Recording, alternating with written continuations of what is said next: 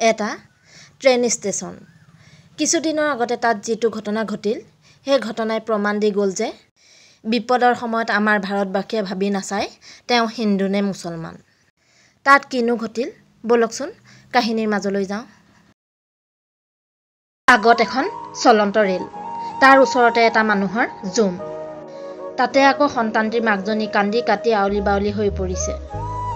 কেইবাগৰাকীও মহিলাই তেওঁক ধৰি ৰাখিবলৈ চেষ্টা কৰিছে যদিও কোনোবা এপাকত হাতৰ পৰা এৰ খাই চলন্ত ট্ৰেইনখনৰ ফালে ঢাপলি মেলে।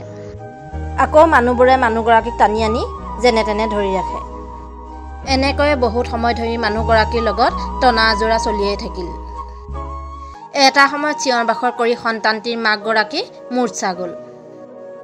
তাত উপস্থিত থকা মানুহবোৰে ট্ৰেইনখনৰ ফালে চাই ইচি চাই থাকিল। সকলোৱে যেন ট্ৰেইনখন পাৰ হৈ যোৱালৈহে বাট চাই থাকিল। এটা সময়ত সকলো মানুহৰ উৎকণ্ঠাৰ অন্ত পেলাই ঝকঝক কৰি ট্ৰেইনখন পাৰ হৈ গ'ল।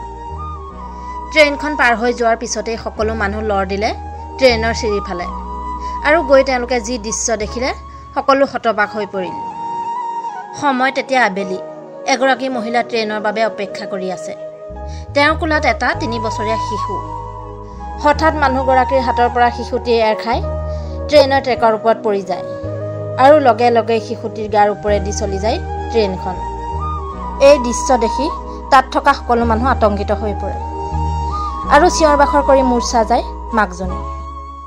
ট্ৰেইনখন যেতিয়া পাৰ হৈ যায় তেতিয়া শিশুটি যি ঠাইত পৰি গৈছিল সেই ঠাইলৈ সকলো ঢাপলি মেলে। তাত গৈ দেখে যে সকলোৱে ভবাৰ দৰে শিশুটোৰ কিন্তু একো হানি হোৱা নাছিল। শিশুটোৰ প্ৰাণ বচাবলৈ ভগৱানৰ দূত হৈ আহিল এজন লোক। প্ৰথমে চাই লওক এই দৃশ্য।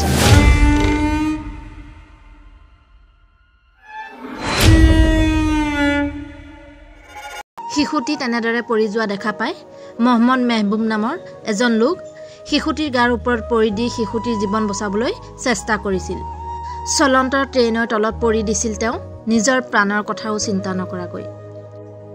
জানিব পৰা মতে মহম্মদ মেহবুব নামৰ মানুহজনে নামাজ পঢ়ি ঘৰলৈ আহি থাকোঁতে শিশুটো তেনেদৰে পৰি যোৱা দেখিছিল, আৰু আনফালে দ্ৰুতগতিত আহি আছিল ট্ৰেইনখন।